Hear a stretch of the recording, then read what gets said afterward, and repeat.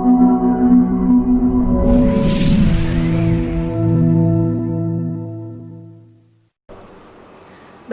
anak-anak semuanya? Tetap semangat?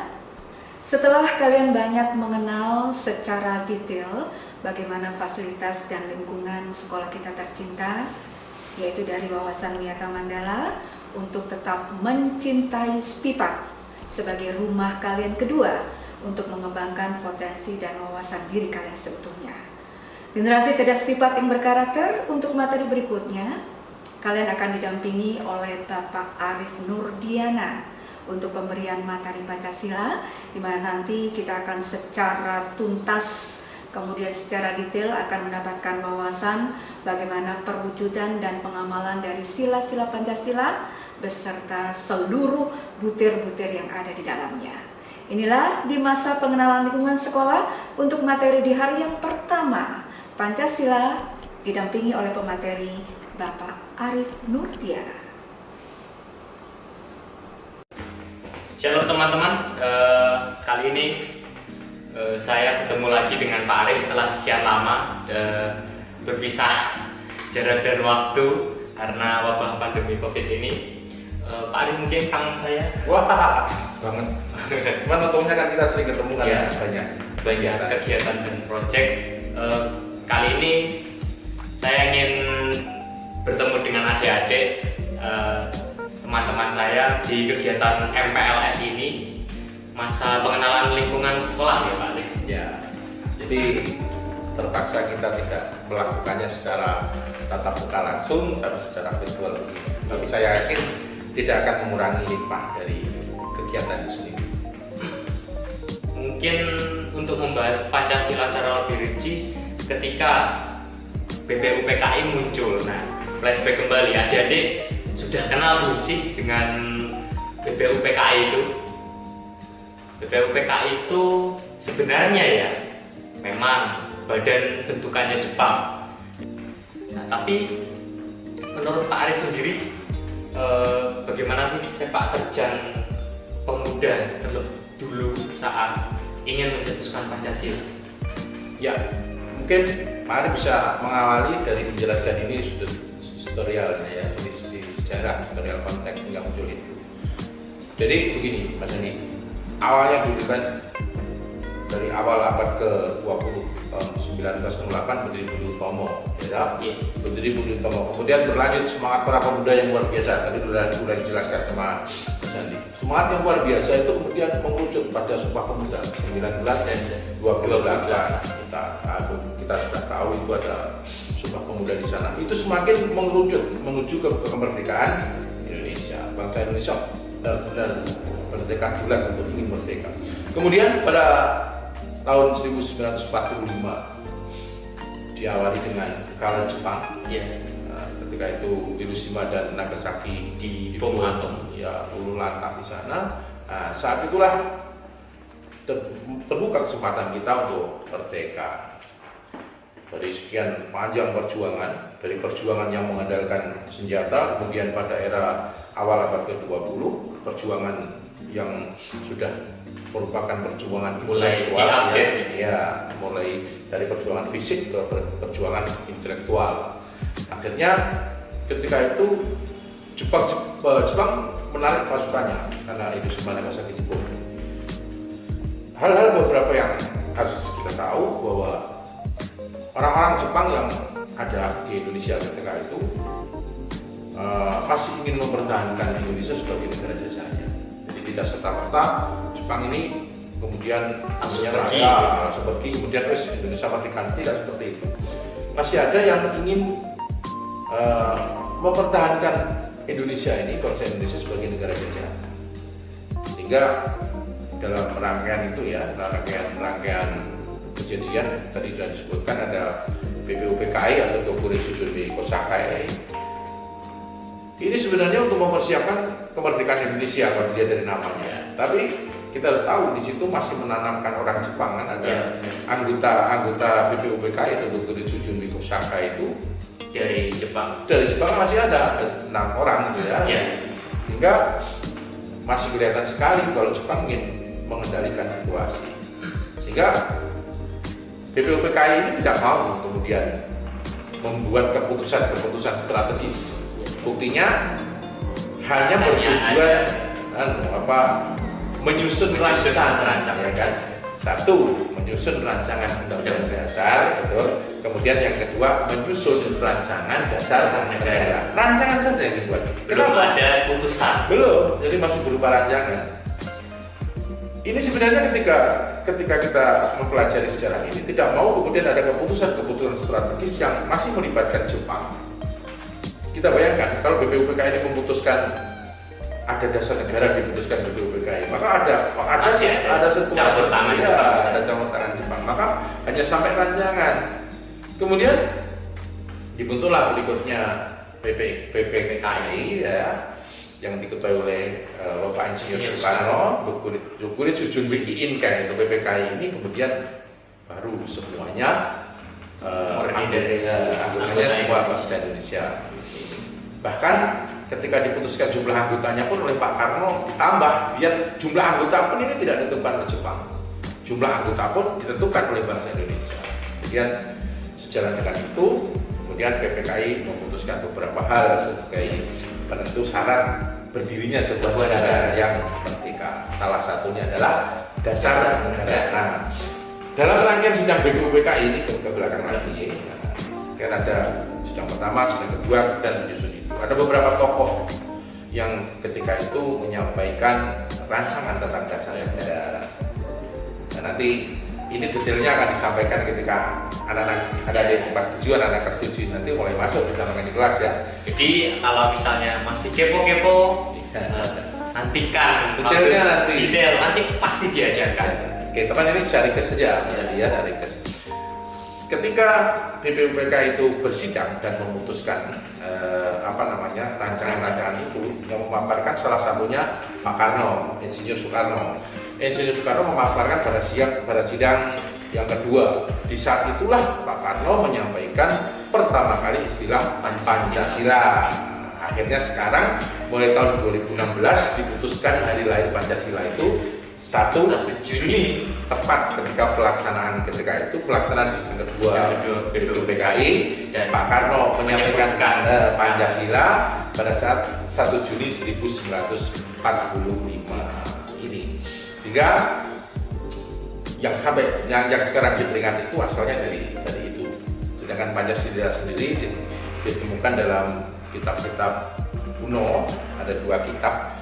Yang pertama ada Negara Agama karangannya Mpu Prapanca, ya. Terus yang kedua adalah kitab Sutasoma karangannya Sultan Tular. Jadi ada istilah itu memang di dalam ada istilah Pancasila di dalam kitab itu. Sehingga Pancasila ini sebenarnya sudah sejak zaman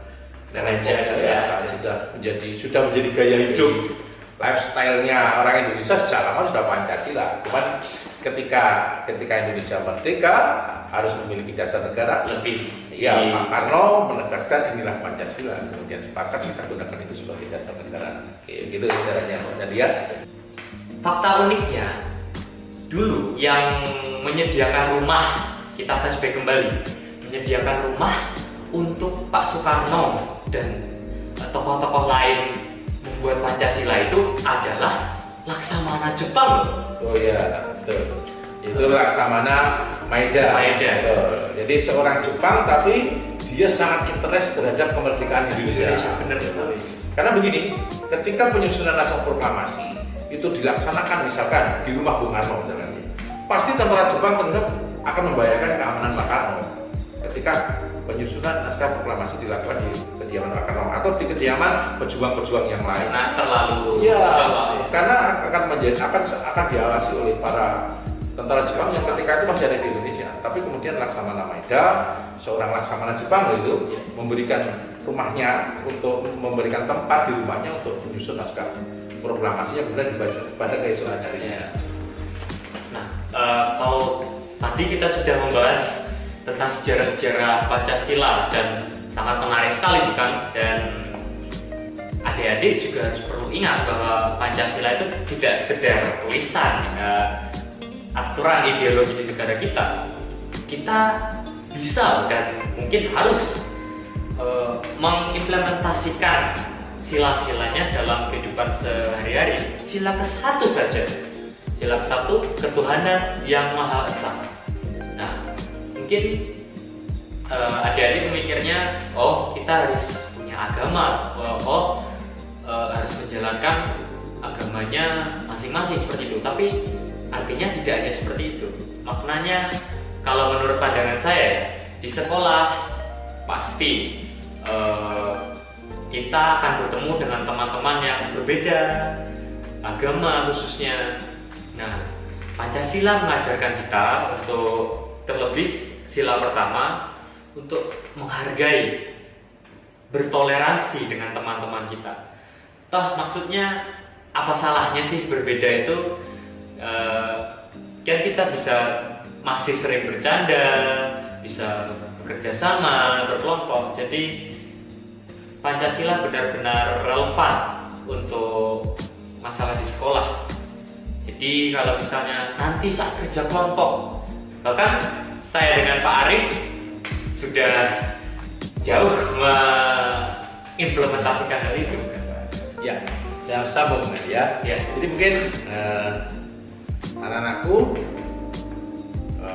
Pak Arif dan Mas Handi ini sudah banyak kegiatan, baik kegiatan dilakukan di sekolah maupun di luar sekolah. Jadi, tapi sebenarnya Pak Arif dan Mas Handi punya latar belakang yang berbeda, latar belakang agama. Mas Handi seorang Katolik dan Pak Arif seorang Muslim, tetapi tidak menjadi masalah ketika harus melakukan kegiatan bersama. Bahkan kita sering kegiatan luar kota, ketika antar masih di lomba bersama-sama, untuk saling mengingatkan, untuk saling selalu menjaga ibadahnya agar tertib, sehingga kebersamaan itu tidak harus ditentukan oleh kesamaan. Jadi kebersamaan itu tidak ditentukan oleh kesamaan, tetapi kebersamaan itu ditentukan oleh saling pengertian. Gitu. Bersamaan. Ya. Sekalipun berbeda malah mungkin itulah keunikannya. Iya. Coba gini aja. Ketika Mas Handi masih belajar ketika Mas Handi masih jadi SMP 4 ya. Acara Natal. Oh iya, benar sekali. Ketika acara Natal, dokumentasinya, petugas dokumentasinya memakai hijab. Iya. Nah, artinya apa? Bahkan saya itu teman saya. Iya. Artinya apa? Ketika pelaksanaan Natal, teman-teman Muslim pun membantu. Jadi walaupun sebagai tenaga dokumentasi dan sebagainya, artinya apa? Memang mereka teman-teman yang Muslim ada di situ, tapi mereka tidak merayakan Natal. Mereka membantu supaya pelaksanaannya itu bisa berjalan dengan lancar. Bukan berarti ada Muslim di situ terus ikut Natalan, bukan. Tidak. Jadi inilah sudah menjadi kebiasaan di SMP Negeri 4 toleransi yang luar biasa. Sebenarnya Pak punya inspirator toleransi itu 2. Siapa itu Pak? Yang pertama Presiden Republik Indonesia yang keempat, Kiai Haji Abdul Rahman. Nah, itu guru toleransi saya. Guru hidup lah, cuman salah satunya adalah toleransi. Guru hidup saya, salah satunya adalah toleransi yang benar-benar saya pelajari dari beliau. 2, Ibu Kepala Sekolah. Ibu Kepala Sekolah ini toleransinya luar biasa. Banyak hal yang inspirasi yang saya dapatkan dari beliau, sehingga kita lebih bijak dalam menyikapi perbedaan. Jadi begitu. Jadi gini, bukan yang perlu saya tambahkan Mas Adi. Ini kan karena Pak Arif Muslim ya. Memang ada ukhuwah Islamiyah, itu jalinan kekuatan hubungan antara Islam dan Islam, ukhuwah. Tapi ada yang ini di atasnya ukhuwah Islamiyah, yaitu ukhuwah watoniyah, rukun sesama bangsa. Jadi rukun kepada semua sesama bangsa, satu bangsa kalau di kita kan ada berbagai macam latar belakang kepercayaan ya, Islam, Kristen, Katolik, Hindu, Buddha, Konghucu dan sebagainya. Kemudian tapi ada lagi yang di atasnya, ada yang lebih di atasnya. Jadi tadi apa? Ukhuwah Islamiyah, ukhuwah watoniyah sesama bangsa, ukhuwah insaniyah, rukun sesama manusia sedunia, tanpa melihat Malaysia, Singapura, dan sebagainya. Kita semua manusia. Tapi ada lagi ada lagi yang paling masih ada lagi. Ukhuwah basyariyah. Kita ukhuwah, kita rukun, kita saling cinta kasih kepada seluruh makhluk Tuhan, batu, air, hutan, sungai, bahkan itu kita harus kasih sayang kepada itu. Nah, sebenarnya sentuhan-sentuhan kasih sayang, cinta kasih dalam bahasa Masehi itu kepada semua, tidak hanya manusia. Bukan jangan lantas karena perbedaan agama menjadikan masalah. Oh, enggak. Bahkan kita kesebutir debu pun kita harus cinta kasih. Dengan rumput pun kita harus betul. menjaga sesama makhluk Tuhan. Iya. Nah, setelah sejarah, terus mulai masuk ke Pancasila di sekolah. Kali ini kita akan membicarakan pastinya dengan kaitannya pasti ada dengan Pancasila. Mungkin adik-adik sadar nggak sih tiap pagi sebelum berangkat ke sekolah, benar Pak Arif, kita salim dengan orang tua, Pak, Bu.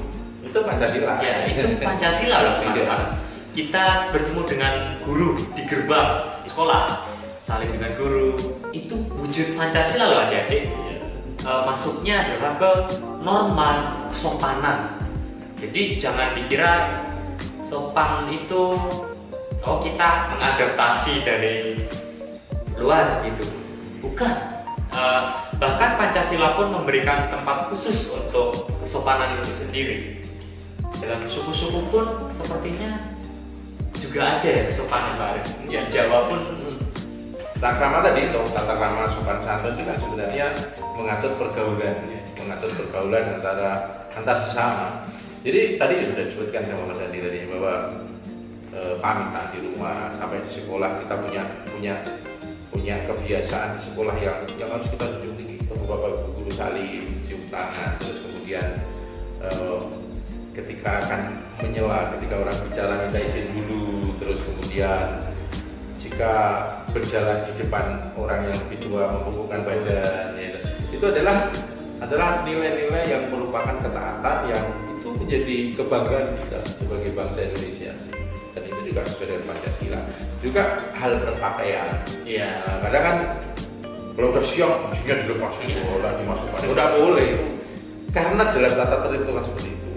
Orang akan memandang bahwa yang sopan adalah sesuai dengan tata tertib, sehingga kalau sampai ada yang baju dikeluarkan sekolah tidak melengkapi itu tidak sopan. Kenapa? Tidak sesuai dengan lazimnya di sekolah itu kan tertib memakai baju yang tertib sesuai dengan ketentuan. Kalau ada yang nyeleneh, meskipun kelihatannya wah beda, tapi tidak sopan. Bajunya digulung sampai sini, celananya digulung. Biasanya kalau yang perempuan, pengalaman saya ini kaos kakinya Pak Arif yang tinggi didelupkan. Tidak boleh. Intinya pakailah baju sebagaimana mestinya. Jadi kalau kemudian Pak, apakah yang panjang itu selalu sebelum tentu juga? Artinya ketika orang lazimnya pakai baju segini, bajunya panjang segini, nggak sopan juga, aneh.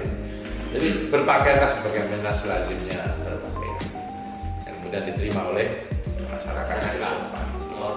Sopan, adik-adik pasti kelihatan ganteng, cantik kok, nggak usah menor-menor dandanannya ataupun pakaiannya, nggak perlu, cukup sopan, tapi itu jati diri kita sebagai warga Indonesia berpancasila kan terlihat oleh orang lain, sangat indah. Menurut pemahaman saya itu tentang dari hati ke hati, apa isi hati. Jadi kalau mungkin dijelaskan sama saya nanti ujung-ujungnya kemana-mana, mungkin Pak Arif bisa kesusilaan itu bagaimana? Ya, sebenarnya norma kesopanan, norma kesusilaan itu kadang kelihatan lanjut. Tapi untuk patokan begini, kalau norma kesopanan itu bisa berbeda dari masing-masing daerah. Contoh aja ekstrim ya, Pak Arif ambil contoh yang ekstrim di barat, di timur, ya, negara barat dan negara timur, Amerika, Eropa dan sebagainya, itu memakai pakaian yang dipakai keseharian di sana, kemudian dipakai keseharian di kita belum tentu pas ya. Jadi pakaian dipakai keseharian di Eropa, kemudian dipakai menjadi pakaian keseharian di Jawa, di Indonesia, tidak pas. Pasti orang mengatakan tidak sopan. Itulah, ini menjadi berbeda. Jadi orang Jawa bilang empan papan. Jadi di suatu tempat itu terjadi peraturan yang bisa berbeda dari tempat yang lain. Dan kemudian kalau norma kesusilaan itu berlaku general, di mana saja berlaku. Contohnya begini, berbohong itu tidak baik. Di negara manapun Di negara manapun berlaku general semua bahwa berbohong itu tidak baik. Kemudian menyakiti dalam arti bersikap yang menyakitkan, baik itu menyakiti fisik maupun menyakiti non fisik ya, mental. Ngomong verbal, ngomong gak enak, bukan enggak. Menyakiti itu dimanapun juga gitu. Membentak ya, dimanapun yang menyakiti. Jadi membentak melanggar norma kesusilaan. Jadi kalau kesopanan itu bisa jadi berlakunya lokal. Jadi bisa per daerah itu tidak sama. Di sini sopan, di sini dinilai nggak sopan. Jadi ketika norma kesopanan ini diterapkan, kita harus hati-hati. Bisa jadi berbeda ya di tempat yang lain. Tetapi kalau kesusilaan ini dimanapun masih sama. Ya, berbohong itu melanggar norma kesusilaan. Berbohong di Indonesia juga berbohong di Amerika sama-sama salah, sama-sama melanggar norma kesusilaan. Jadi gitu. Dan ini yang harus kita perhatikan dalam kehidupan kita sehari-hari. Kita harus ada pembiasaan yang kemudian jujur kepada orang tua, jujur kepada guru, agar kita lebih mudah dalam perjalanan kita menuju cita-cita menjadi. Jadi adik-adik sudah paham kan norma kesopanan dan norma kesusilaan itu beda. Kalau sopan beda tempat, beda juga kesopanannya. Kalau kesusilaan truknya itu di situ, ya, dimanapun sama. Nah, beralih lagi sekarang mulai serius nih. Mungkin dari tadi sudah serius ya, mungkin lebih dalam lagi, yaitu norma hukum. Ini coba Pak akan memberikan contoh norma hukum yang kemudian harus kita, terutama anak SMP. Contohnya ada undang-undang lalu lintas. Undang-undang lalu lintas itu kan biasanya anak SMP sudah mulai naik motor. Sudah jelas ketika syarat untuk kematangan fisik, kematangan emosi untuk naik kendaraan roda 2 bermotor itu kan harus di usia 17 ke atas ya, jadi baru bisa mengurus itu kan kalau sudah punya KTP ya. KTP itu diberikan pada warga negara yang usianya 17 ke atas. Jadi ini yang paling sering terjadi anak-anak SMP ya, belum boleh naik kendaraan bermotor, dan konsekuensinya jelas, denda, hukuman. Ada hukuman pidana loh buat adik-adik, jadi nggak memandang umur. Iya, karena kalau kemudian tidak harus terjadi apa-apa, artinya kecelakaan belum dihukum juga tidak, karena mengendari sudah salah. Jadi artinya apa? Ketika suatu saat biru putih menggunakan motor, usia SMP menggunakan motor, Pak Polisi berhak menghentikan, kemudian memberikan sanksi karena satu, membahayakan dia sendiri sebagai pengendara, belum matang secara fisik, belum matang secara mental, sehingga belum membahayakan orang lain. Dua, membahayakan orang lain. Itulah yang kemudian Pak Polisi juga tegas dalam hal ini. Anak SMP benar-benar tidak boleh mengendarai kendaraan bermotor. Ini lebih sehat naik sepeda, gaya anak sendiri dari awal masuk sampai lulus naik sepeda. Jadi jangan membenci. Kalau misalnya kita salah, diberi sanksi oleh siapapun, itu polisi ataupun yang lain, jangan benci. Pak Polisi itu tujuannya baik ya. Memberikan sanksi ke pengendara yang belum cukup umur itu tujuannya baik, mendidik. Beliau menegakkan aturan, menegakkan undang-undang lalu lintas agar selamat. Pak Polisi tegas itu kan menyelamatkan yang ditindak. Kita jangan membenci Pak Polisi. Tidak boleh ada kebencian dengan Pak Polisi yang menegakkan hukum. Kita harus semakin hormat, semakin sayang. Karena beliau menegakkan aturan itu untuk ketertiban bersama, untuk keselamatan bersama. Selesai. Oke, adik-adik, tadi sudah ngobrol banyak kita. Terlebih tema spesial Pancasila, dari sejarah, penerapan, dari sekolah ke lalu lintas khususnya. Jadi ada norma apa aja ya adik? Ada norma kesopanan, kesusilaan, agama, itu yang paling penting, juga hukum. Sebenarnya semuanya penting dan saling mengisi. Iya, betul. Ya, semoga dengan video kali ini adik-adik bisa mendapatkan manfaatnya, lebih ngerti lagi Pancasila itu begini tuh, seluk beluknya seperti ini, dan tidak hanya diingat tapi juga diimplementasikan ke teman-teman, ke sesama yang lain. Itu kalau dari saya. Semangat terus ya adik-adik. Kalau dari Pak Arif. Oke, sebelum ditutup oleh Mas Andi, sekali lagi selamat datang di SMP Negeri 4. Jadi suatu saat nanti kita akan bertemu, belajar di kelas, taati protokol kesehatan, selalu bersemangat, dan saya yakin kalian generasi yang luar biasa. Oke. Terima kasih. Assalamualaikum warahmatullahi wabarakatuh. Ciao. Silakan Mas Andi tutup. Oke, sekian. Mungkin sekian saja videonya. Videonya saya Shalom. Pak Arif, terima kasih. Demikian tadi materi dan wawasan yang telah kalian dapatkan di pengenalan lingkungan sekolah SMP Negeri 4 Kediri yang dilaksanakan secara virtual di hari yang pertama ini, Senin 13 Juli 2020. Kita akan bertemu lagi di kegiatan pengenalan lingkungan sekolah di hari yang kedua besok, tanggal 14 Juli 2020.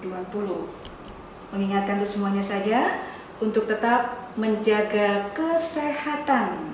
Stay at home, belajar dari rumah, jaga jarak, sering-sering cuci tangan, mengenakan masker, dan tentu saja mengkonsumsi makanan yang bergizi. Sampai jumpa kembali besok. Dan sebagai salah satu lokal wisdom SMP Negeri 4, budaya hidup sehat merupakan budaya Spipat tercinta. Terima kasih banyak atas perhatiannya. Spipat Jaya tanpa narkoba, bring Spipat to the top. Wassalamualaikum warahmatullahi wabarakatuh. Salam sehat untuk semua.